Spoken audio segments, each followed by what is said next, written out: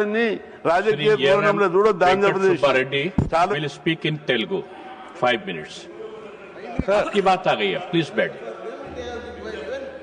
Sir, thank you, sir. Kindly permit me to speak in Telugu also, sir. Sir, thank you for giving me the opportunity to speak on this bill, sir. I raised to oppose this bill in this present form because it is not addressing the problems of 29,000 farmers. We have given 34,000 acres of farmland for Amravati capital without any payment under land pooling, sir.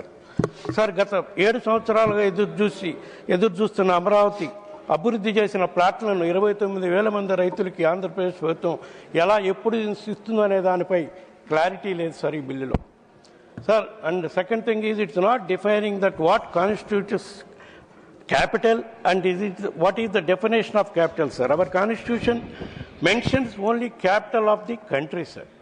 Sir, Government of India has itself filed an affidavit in the court, High Court, stating that the decision to decide the capital as the prerogative of the state, sir.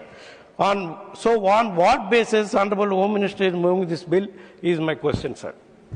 Sir, when we have not decided what should be the capital of Uttarakhand, Jharkhand, Chhattisgarh and UP, Bihar and MP were bifurcated, sir. Why are you deciding in case of AP it is nothing but insulting the people of Andhra Pradesh, sir? ఆంధ్రప్రదేశ్కు ప్రత్యేక హోదా కల్పించే విషయంపై ఈ బిల్లులో ప్రస్తావన లేదు sir. ఈ విషయాన్ని ప్రస్తుత అధికార పార్టీ ఎప్పుడో మర్చిపోయింది సార్. కానీ వైఎస్ఆర్ కాంగ్రెస్ పార్టీ నిరంతరం దీన్ని డిమాండ్ చేస్తూనే ఉంటుంది sir. Sir, before I start my observations on the proposed bill, sir, I wish to make it abundantly clear on the floor of the House, sir. Neither the YSR Congress Party nor our leader Jagannath Reddy garu ever opposed Amaravati, sir. In fact, he has constructed his house and party office in Amaravati only, sir. So, how can they say that we are against Amaravati? Even now you are walking out. Sir, Andhra Pradesh government 50,000 ఎకరాలు తీసుకున్నారు sir. కానీ ఇప్పటి వరకు ఏమీ అభివృద్ధి జరగలేదు sir. ఒక శాశ్వత నిర్మాణం కూడా జరగలేదు సార్. ఇంకా సొంత లెక్కల ప్రకారం అమరావతిలో 1 ఎకరం విస్తీర్ణంలో విద్యుత్తు, మురుగునీటి పారుదల, నీటి సరఫరా, రోడ్లు మొదలైన సౌకర్యాలు అభివృద్ధి చేయడానికి ఒక్కొక్క ఎకరానికి 2 కోట్ల రూపాయలు అవసరం వద్దని ప్రభుత్వమే చెప్పింది సార్. 50,000 ఎకరాలు ఎక్వైర్ చేయాలని చెప్పి తీసుకోవాలని చెప్పి తీసుకున్నారు సార్. 50,000 ఎకరాలకి 2 లక్షల లెక్కన 1,00,000 కోట్ల రూపాయల నిధులు అవసరం అవుతాయి సార్. రెండో దశలో మరో 50,000 ఎకరాలు తీసుకుంటామని ఇప్పటికే 20,000 ఎకరాలకి నోటిఫై కూడా చేశారు sir.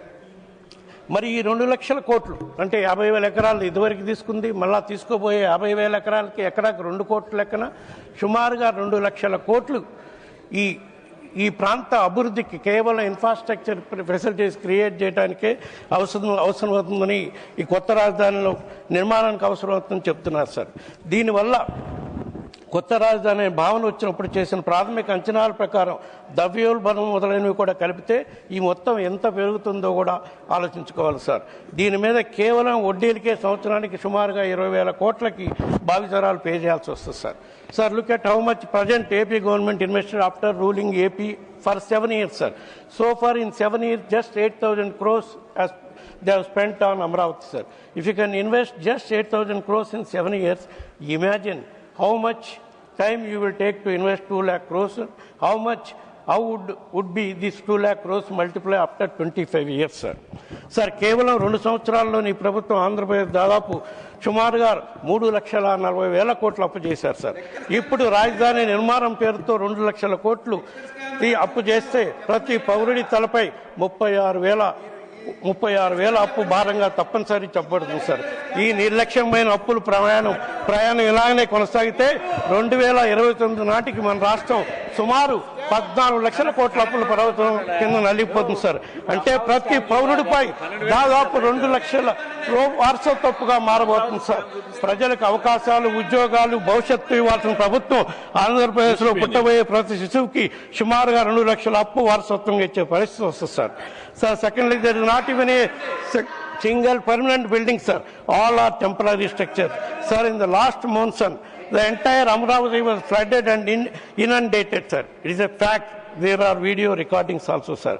That is why we have decided to go for Vizag. That is a developed city, has a growth potential.